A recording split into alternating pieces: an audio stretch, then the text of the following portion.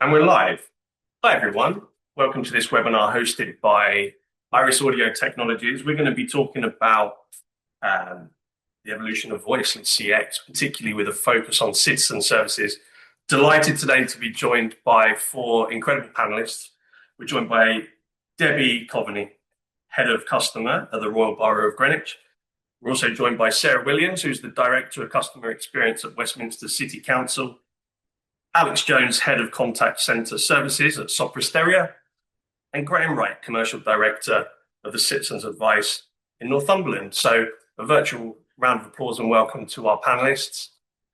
Let's get right into it. So the first thing I want to really explore is the current state of voice in your organizations. There's a lot of talk about AI replacing jobs and taking away the people power and everything's automated online, but really probably not the case, and I think particularly for citizen services. Sarah, why don't we start with you? What's the state of voice in your organisation? Hi, Tom. Really great question. So as you said, I'm Sarah Williams. I'm Director of Customer Experience over at Westminster City Council. So I look after customer service, complaints, online and digital services as well. So we've been grappling with this challenge, over a number of years now. But voice still is the predominant channel of choice for our residents. But the voice channel has really shifted from a transactional channel to a real high value, high complexity channel. So 5 years ago, for example, the contact centre handled a large volume of routine inquiries such as dumped rubbish, potholes, simple service information. But today, a lot of that has moved to digital. But what is left in voice is complex queries across social care, housing, homelessness, for example, vulnerable residents, escalations and complaints. And residents who really need reassurance, not just to make simple requests. And really across the sector, we're seeing voice become more emotionally loaded, more sensitive. And we're saying that it's no longer just about the speed of answer, it's about high quality, empathy, and making sure that we provide regulatory assurance. So I see voice now as a frontline safeguarding and advocacy function, and we do a lot of proactive outreach via our voice channels as well. But our residents call us when they're anxious, when they're confused, when something digital hasn't worked, or they really feel unheard.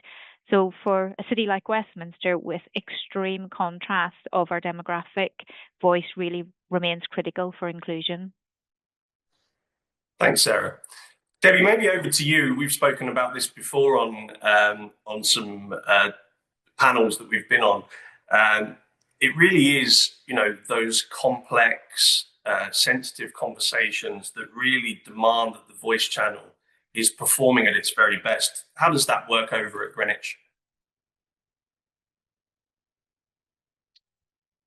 Debbie, we can't actually hear you. Maybe we'll go over to, just while Debbie sorts her sound out. Alex, in terms of Sopra Steria, you're dealing with, high confidential type clients, the needs of their users and community dictate that voice is a necessary channel. How's this evolving in Sopra Steria? Yeah, no, absolutely. And as Sarah rightly said, uncovered a huge variety of the key points.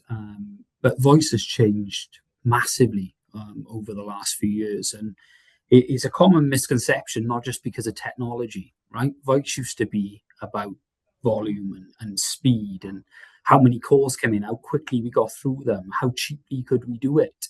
That was the measure of success, right? But now voice has become that landing place for the hardest, most complex conversations.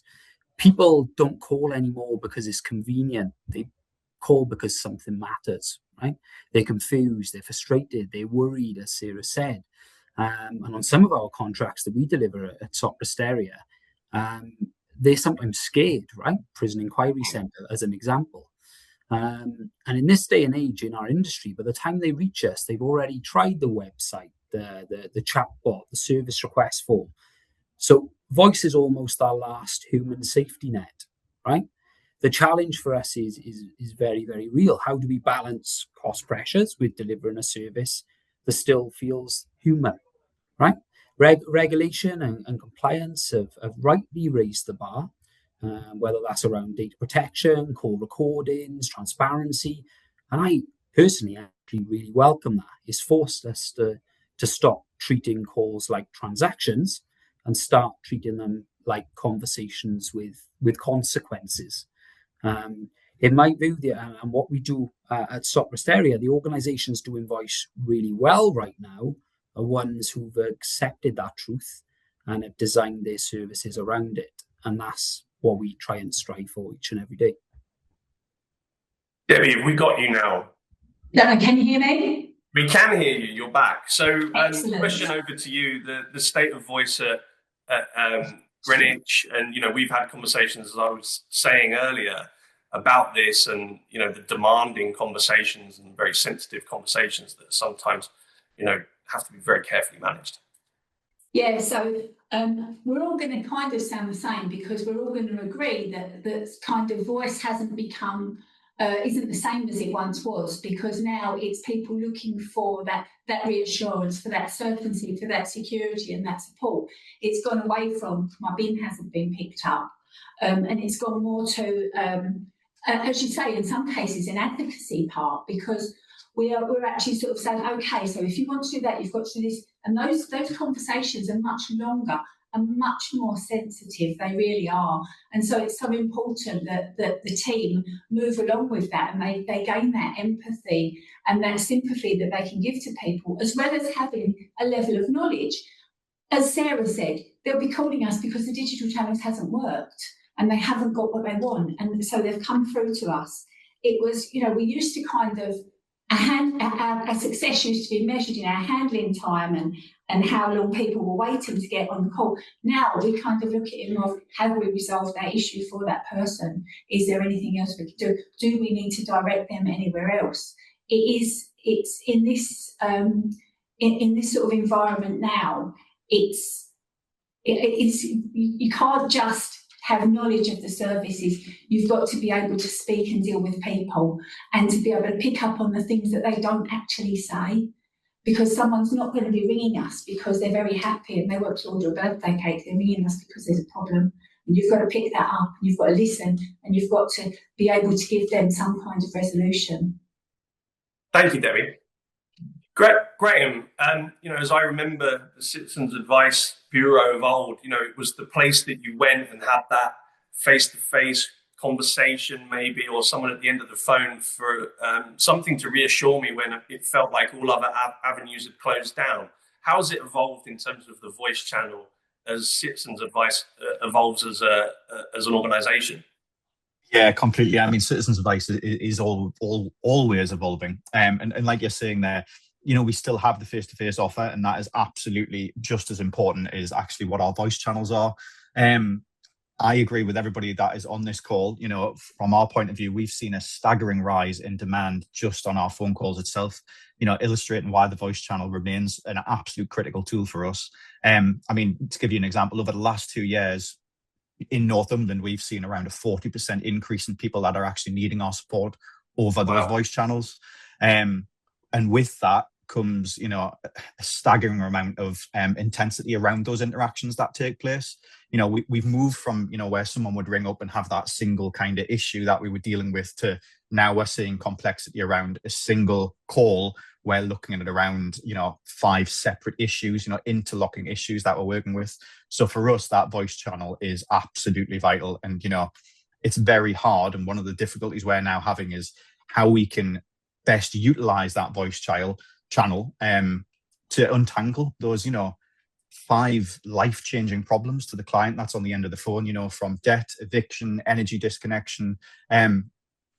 Mentioned it before, they might have come through and they might have done, web chats, but actually the priority of being able to talk to somebody at the end of the phone is just something that's, becoming more and more prioritized. Thanks, Graham. Just to expand on one point is really as you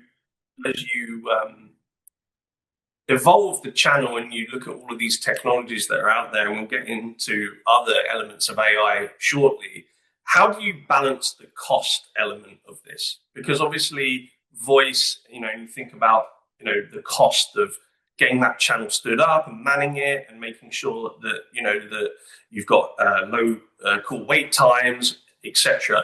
But you're also leveraging, in many instances across your organizations, public money. So how do you handle the cost side of these evolving channels? Graham, should we stick with you to start with, and then we'll get a quick response from everybody around the room before we move on to the next subject? Yeah, by all means. I mean, that's a very difficult one to answer for us as a charity. Again, it's that, you've got clients that are on the phone for longer periods of time now, and it's that, from our point of view, when you're dealing with maybe with 6 interactions with a client, 5 different issues, it is a big drain on resources. But at the same time, you don't want to be saying to that client, sorry, we need to work with somebody else. I know you've kind of mentioned it, we'll come on to it, but that is for us where that AI enablement is going to be becoming more and more key for us, and we've started on that journey. For us though, it's that high touch human advisors that we are trying to kind of keep at the forefront of everything that we're doing. The empathy and complexity of problem solving is so needed. And for us being a charity, the voluntary side of people being able to, the volunteers for us is where we are going to be putting a lot more of our energy as well. The trained advisors and the paid advisors are just as important, but being able to utilize tools and technology as we move forward to essentially let people do what they do best and have that empathy and be in the moment with those people, instead of an hour's phone call or a 20-minute phone call requiring a 20-minute write-up afterwards. That's where we're going to be looking at where can we look at those efficiencies, and that will come with a balance of that's going to be a cost, but essentially you want a high workforce that is allowing that the mundane tasks, essentially, do you know what I mean, those write-ups, but really allowing them to be part of parcel of they are there at that moment with the client on the phone, giving that empathy and that human connection and not worrying about what's going on the other side. But we'll probably come on to that a little bit more later. Yeah, we will. We'll evolve on the AI technology transformation. Sarah, in terms of Westminster Council, local government and central government has never been under more scrutiny in terms of how it's spending every pound. How do you balance it from a cost perspective at Westminster? So we make sure at Westminster that we're looking at what the data is telling us in terms of how we apply our resources in the right way. We do tons of research with our residents, whether that is through surveys, interviews, contextual research, to really understand how we can best meet their needs. For example, in our housing space, we identified that our vulnerable residents were making more calls in order to have a repair resolved. So we set up a customer advocacy team, which is a proactive outbound team who handhold our vulnerable residents through the repairs journey. Through that piece of work, we've managed to reduce repeat contacts into our contact centre by 10%. So therefore freeing our advocates up to do really valuable work. And we will get to AI, as you said, later in the conversation, and we're using that to help us either reduce avoidable calls or reduce average handle time and wrap up time to make sure that we are making the best of the resources that we do have. Fantastic. Debbie, again, similar question, and I imagine a similar answer in terms of Greenwich around how you balance the evolution of technology, the contact level in terms of the voice, but also then the cost. Yeah, you're right. It's Sarah will say it's a constant battle. You're constantly looking at your budget. How can you get value for money? How can you make sure that you're using your resources to the best effect? And it does come back to data. You have to look at the data, and you have to. That's the only place that you're going to get the answers to those questions, really. I just realised actually that I didn't introduce myself last time because of my technical problems. My name is Debbie Coney, and I'm Head of Customer Service for the Royal Borough of Greenwich. I've got about 180 staff because customer service in Greenwich is the contact centre, it's the service centre. I also manage it's called the Digital Health and Care Technology team. Other people may know that as a care line, telecare or link line. we administer the blue badges, and I've got the interpretation team. So we've got quite a big team. So when you've got a big team like that, you also get economies of scale, and you can get people moving around and covering things and supporting those other teams. And that's another way that we do it. But budgets are always going to be a challenge at the moment. And the thing is that everybody's mentioned AI, we haven't spoken about it yet. Everybody's looking at AI as the answer to that question. I'm not 100% sure it's going to be, but I'm sure it's going to help us. Thanks, Debbie. Alex, in terms of Soprasteria, again, a lot of what your services are for are for government services. So how are you proving value and that ROI for central tax money basically being deployed in your organization? No, it's a really interesting question, and I think Sarah, Debbie, and Graham have covered it really, really well, right? But I think balancing costs comes down to focusing on value, not volume, right? I think we invest in the right people and the right tools, and I'm sure, as everyone mentioned, we'll go into AI a little bit later as well. But also really important training, right? With the right training, so every call that resolves issues effectively while keeping services quite efficient, right? And I think that's really, really important. It's about balancing that cost by focusing on the value, not the volume. And it's almost turning your advisors on the front line into experts by combining that training, that real-time support, and the freedom to use their judgment on complex and sensitive cases, right? I think somebody touched upon it. We've done the same thing. We've removed average handling time, for example, from our advisors' KPI performance. Obviously, we still track it as a business, of course we do, but I think it's giving them the freedom because the services that or the conversations they have now are a lot more complex, right? So yeah, for me, it's switching it into value add rather than focusing on volume. Well, thanks everybody for the answers to our first subject. Quite common answers, but different angles of how we're leveraging the voice channel and the importance that continues to be placed on it for citizen services. For those attending, I can see that we've got quite a few people now that have joined the webinar. So thank you for making time out of your day to join this important discussion. You can fire your questions into the webinar chat. We've got Oscar behind the camera here who's helping me and firing the questions into my feed so that we can tackle them and, more importantly, get the panelists to tackle them. We're going to move now to the conversation around AI and technology. Sarah, if I start with you, I think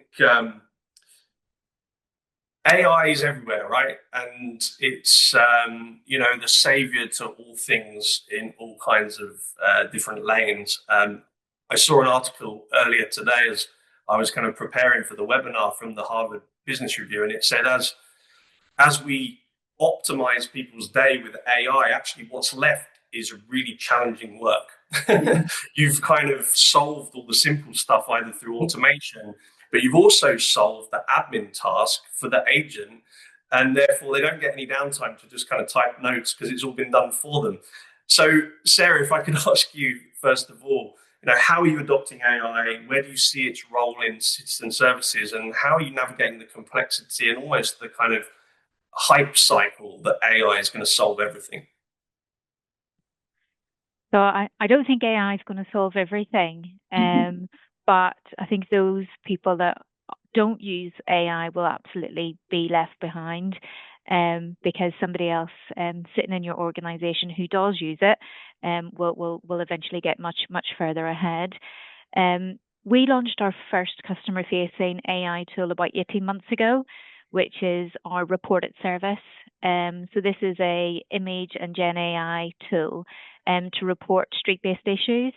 So it can triage issues such as potholes, dumped rubbish, graffiti, all through an image where, it uses the image, it'll triage it to the correct team, it'll take the metadata from the image so it knows your location, and it takes the real effort from you as a customer having to do our job for us in terms of giving us all of that information.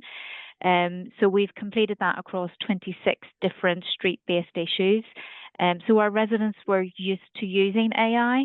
We get thousands and thousands of reports a month through the use of this tool.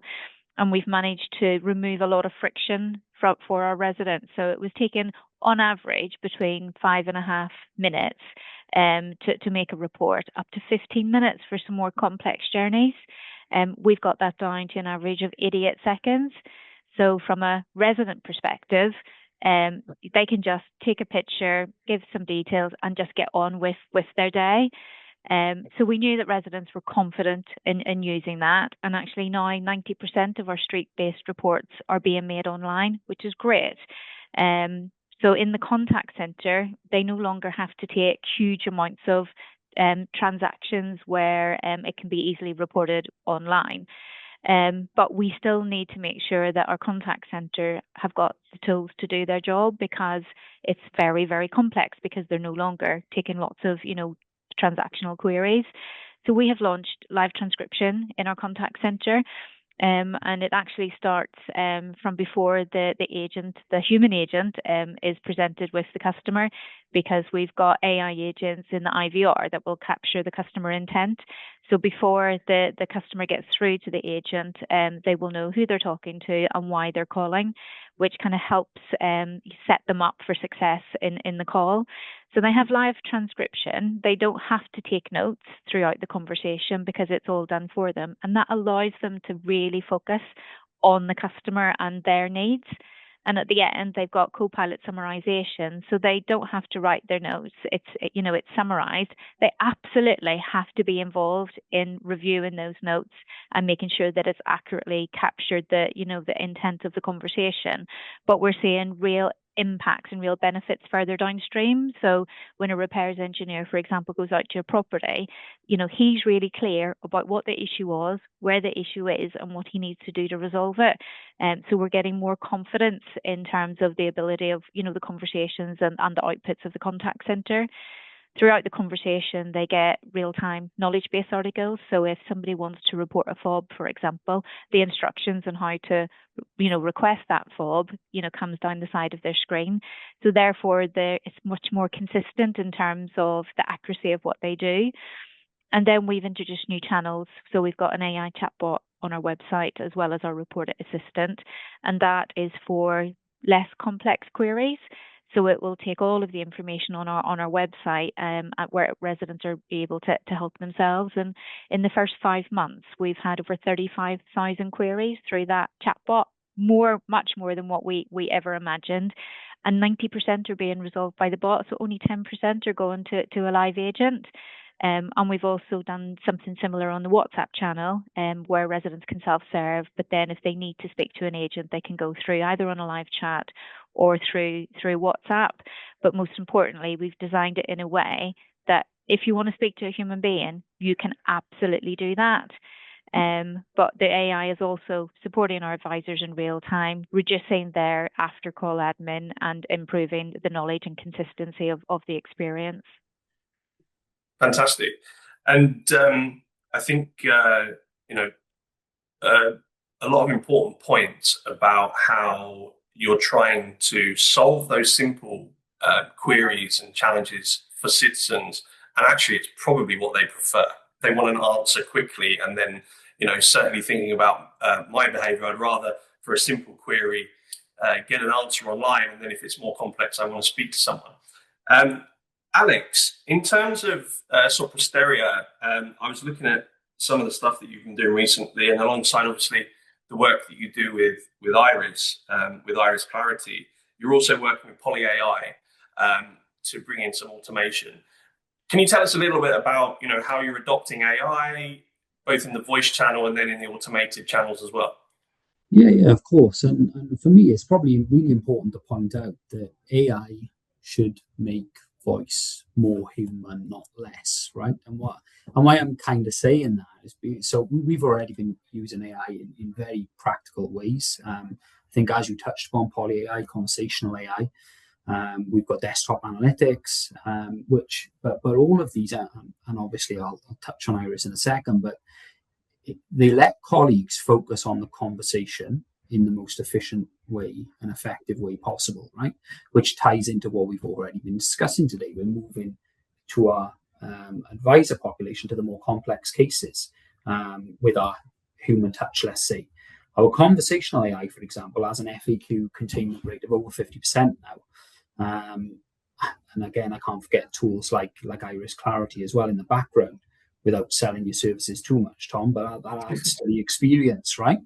And the most exciting potential isn't AI replacing voice, it's protecting it.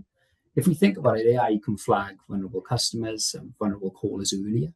It can reduce the repeat calls and can give teams insight so fewer people need to phone at all, right? I've seen, I know you mentioned you've seen something the other day, Tom, but so did I, right? Technology should reduce effort, not responsibility. And that's exactly what I think how we see AI. It doesn't remove our duty of care, but it really helps sharpen it, right? And all of the tools that we're deploying at the moment is all focused around our customer and people experience to try and make things easier for our staff, but also reducing effort for our customer base. I think, Alex, you've got the prize so far for the soundbite that I think our marketing team will be excited about.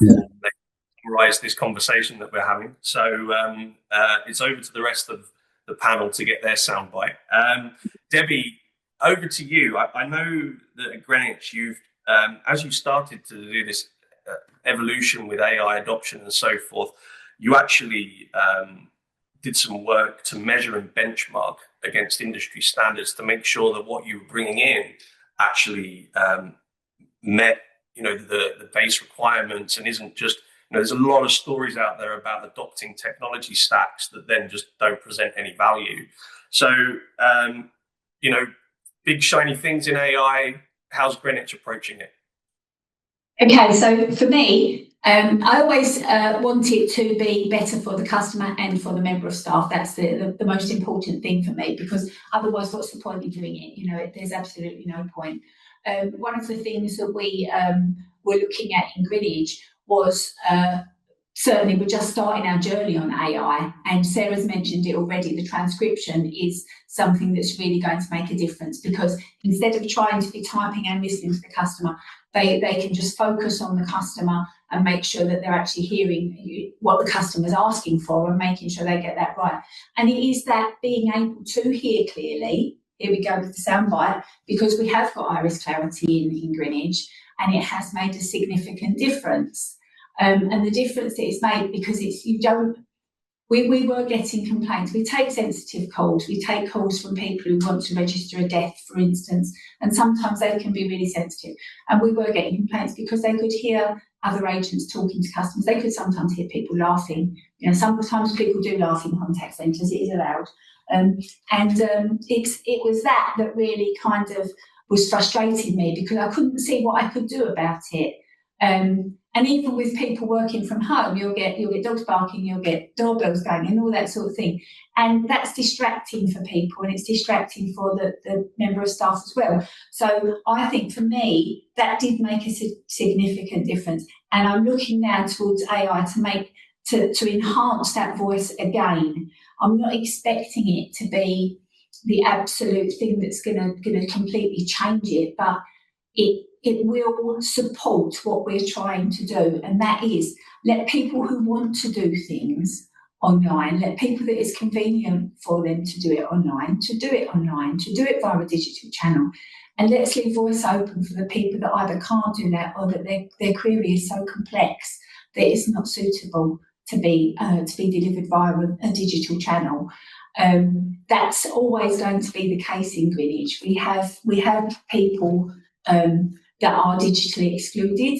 As a result of that, we've created a role called Digital Champion. So if somebody comes in and they're trying to do something, or they want to do something and it's available online, the Digital Champions will step in and help them. And we're going to bring that in on our telephony as well. We're moving to a new telephony system quite soon. And part of that is that we're going to actually make that offer over the telephone as well via a video link with our customers where it's available to them. Fantastic. Thank you, Debbie.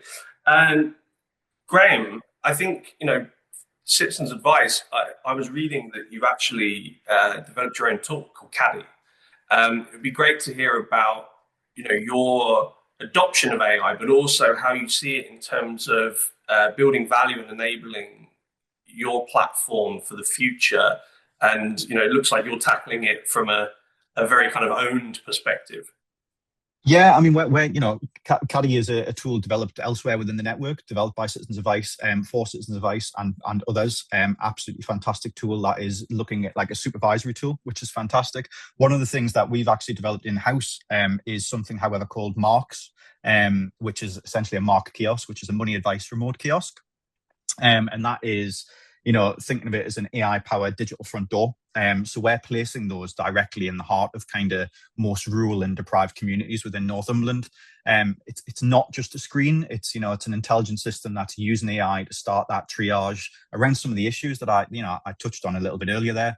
And we're finding that it's helping the public find that right path immediately from trusted sources. It's not open to the internet and just scraping the internet. It's from trusted sources. But it's also handling some of those routine kind of data gathering, navigation that usually eats up those, vital minutes of an advisor's phone call. And when I'm talking about placing those kiosks in, community hubs and library areas, or, even in cafes or pubs, it's those community gathering areas that we've kind of looked at. With that, we've been using Iris Clarity on those kiosks, which has been a lifesaver for us because we're essentially creating for those clients a sound bubble. So we're able to ensure, a member of the public's talking about us, about their debt issues, the housing crisis, whatever that may be. The background noise is removed, that privacy is protected, and actually, most importantly for us, every word of that life-changing conversation that's happening is heard. And I hope you don't mind, but actually, I'm going to touch on something a little bit more that I just personally feel is a little bit lost in tech conversations at the moment around AI. And I just feel there's a little bit of a shift in society. And we actually, as organizations and as companies, I feel we have a further, moral obligation to our staff. From our point of view, our advisors aren't just handling large amount of calls that, and interactions that are increasing, but actually they're absorbing the trauma and the stress of a lot of these conversations and a lot of the communities that are in crisis. And let's be honest, most people now as well actually have more complex lives, that, family pressures of their own. If we're just going to be looking at using AI to purely squeeze, I suppose, more calls into a day, I feel that actually we are failing as employers in that regard. And I know we're not saying that. I'm just I have heard this in other areas where we see AI playing a big kind of dividend to humanity in more than a word is around like these tools like Marks, as a summary tool where if an advisor can save 10 minutes of administrative, drudgery, for want of a better word, we should, I feel, morally use that time to actually give those staff time back. Where are we using that time saved to allow those staff to breathe, to think, to live? And I just kind of feel automation and automating the mundane with AI isn't just we should do it. I actually feel society, we must start doing it and using AI in that way and allowing our staff, and, just anyone that is in that area to live smarter. It's going to allow them to live longer, and stay resilient enough. So actually for us as an organization, we know that they're still there to actually keep helping people the next day and the next day after that. If that, that might be touching on something that kind of doesn't come up very often, but that's just something that we feel is absolutely at the heart of what AI can produce for organizations. You've actually gone ahead and answered my third topic area, which is about the human element. But you answered it so fantastically that I think it's vital, right? This is about human betterment, not human replacement. Absolutely. And, more human contact, not less human contact, where it matters. We've had a couple of questions through just before we move on. There were some questions around budgets are tight, but I feel like we went into that and really answered that. So hopefully, if you ask that question, hopefully you've been satisfied with the answers that are given. I think just some quick answers, because I can't believe we're just almost 10 minutes till the end of this. So just some quick answers. We'll start with you, Graham. While you're you have muted yourself, but you can unmute yourself to answer this. How are you tracking success of AI projects? Quick fire round. Yeah, I mean, for us, it comes back to what we mentioned earlier, and it's that data. Where are we being able to track kind of the call interactions? And we do track all of that. Where are we able to see? Are we able to use AI where we've maybe put in one of our 7 services? Are clients being able to be worked with? Are we working with more clients? Are they being worked with more efficiently? Where are we able to track sentiment analysis? Are we feeling the staff are coming away and are they needing more time? Are they needing less time because of this? And as well as that time saved as well. That's kind of the key areas for us. Alex, a lot of work with some big contracts with central government. I imagine they're scrutinising quite a lot on the progress of projects and the efficiency of the investment. Yeah, but it's all about how can we demonstrate results, right? So I think by tracking our repeat contacts reduced, citizens or customers getting faster, clearer resolutions, not just whether the technology is running okay. I think that's really, really important. Are they spending more time on those complex cases, those vulnerable cases that we really need them on, or are they still dealing with some mundane tasks? It's all about measuring the success, and AI doesn't happen overnight. You don't implement AI and all of a sudden everything's rosy, right? I think it's really, really important that is tracked on every, and it's almost going back to them basic KPIs to a degree as well. The first contact resolution, just making sure that experience for that customer is the right one, and that experience, as Graham touched on perfectly, for the advisor is the right one as well. I think that's really, really important. Debbie, you before Greenwich started to invest and do this transformation, adopting AI, you benchmark. So are you using that to evaluate progress of these projects and how much impact they're having? Absolutely. It's the only way you can do it. Across the industry, people are saying, we put AI in and we reduced our demand by 20%, or that's generally the role that they come along with. But that doesn't mean that you can reduce your staff force by 20%, because all that means is you've reduced that demand, but the demand that you're now getting is more complex and is taking longer. And it's something that I sort of bang on about all the time in the organisation, because everybody kind of sees customer service as somewhere where significant savings can be made. And it's true, you can make significant savings, but you've got to make them in the right way. You can't just reduce the staff to make those savings. You've got to be able to make sure that customers certainly can still get the service that they want via AI or via an agent. And just touching on the agents are really, really important, and they're the crux of the service. And one thing that we do for our agents is we have a massage lady come in once a week. Oh. So that's something that we've actually invested in, and the staff, the team love it. And they'll have a sort of little 15-minute massage, and for me, it just shows that we appreciate what they're doing and we're recognising how difficult it is getting. And that's just one thing that we've done for them.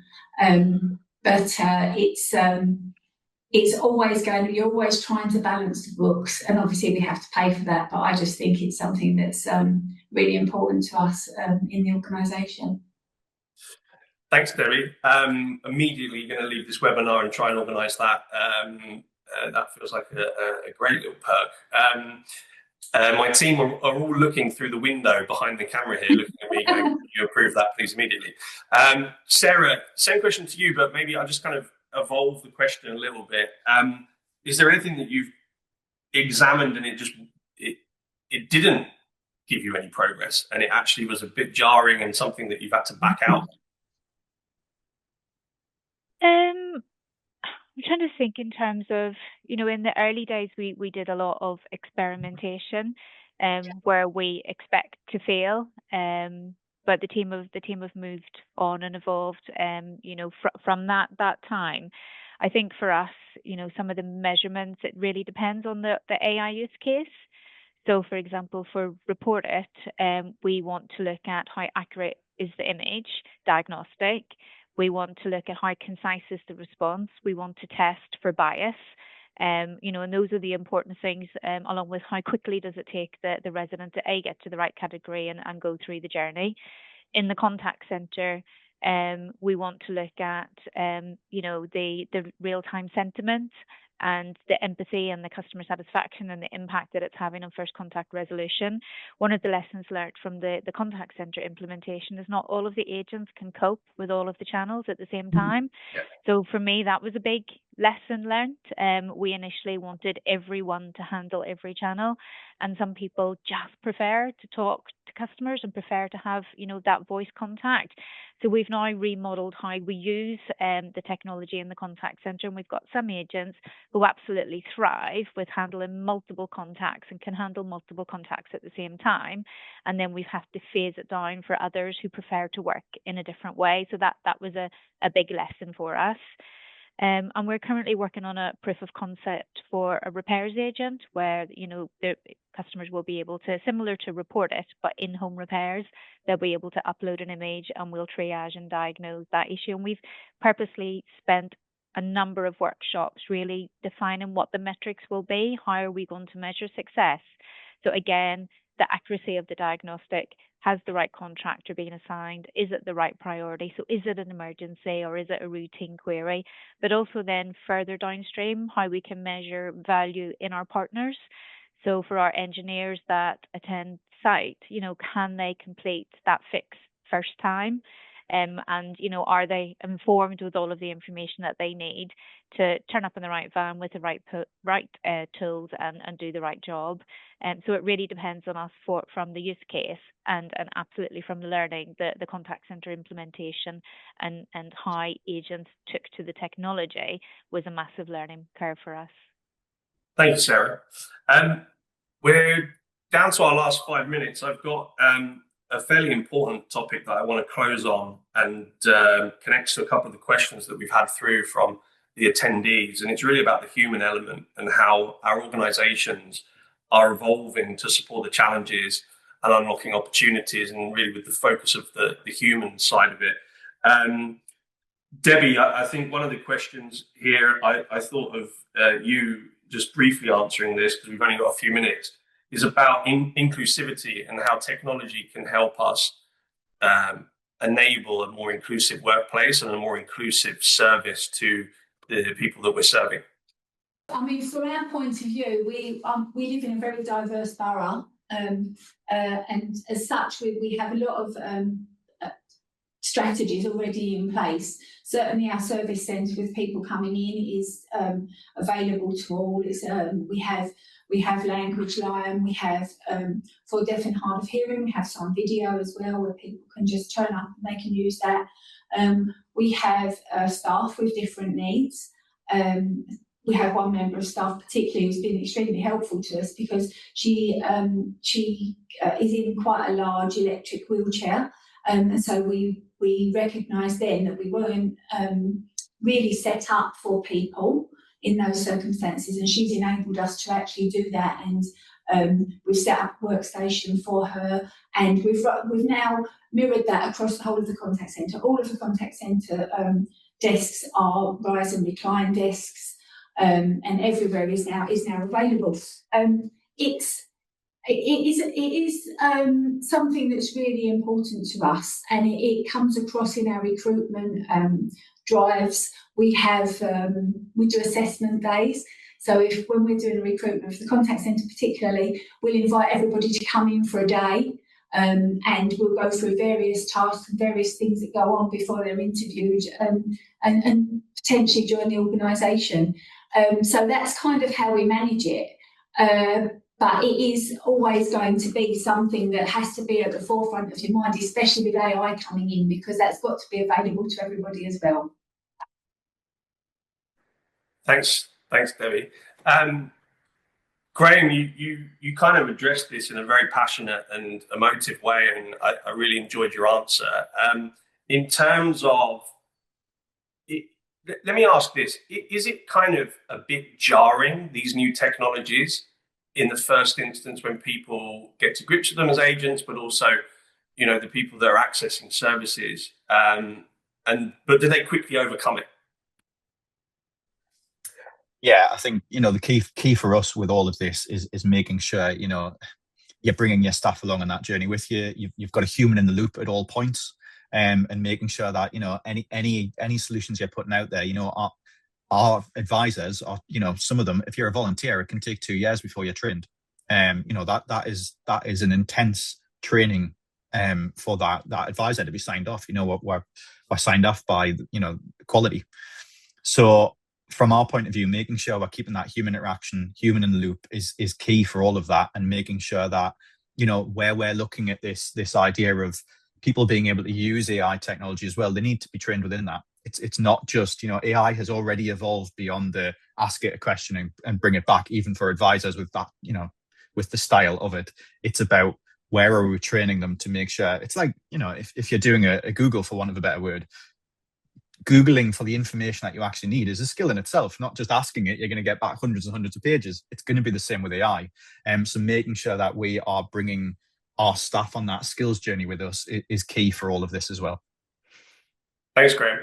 Alex, if I could just ask a slightly different question, because now we've got a few more things coming through. I want to just touch very briefly on regulation and whether there's regulation that you're seeing that requires us to do certain things with regards to technology for the people involved, both at the agent end and at the citizen end.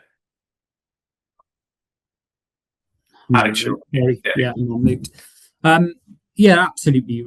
Regulation is a key factor in any AI implementation, and it's really important that we. I think Graham touched on it a little bit as well.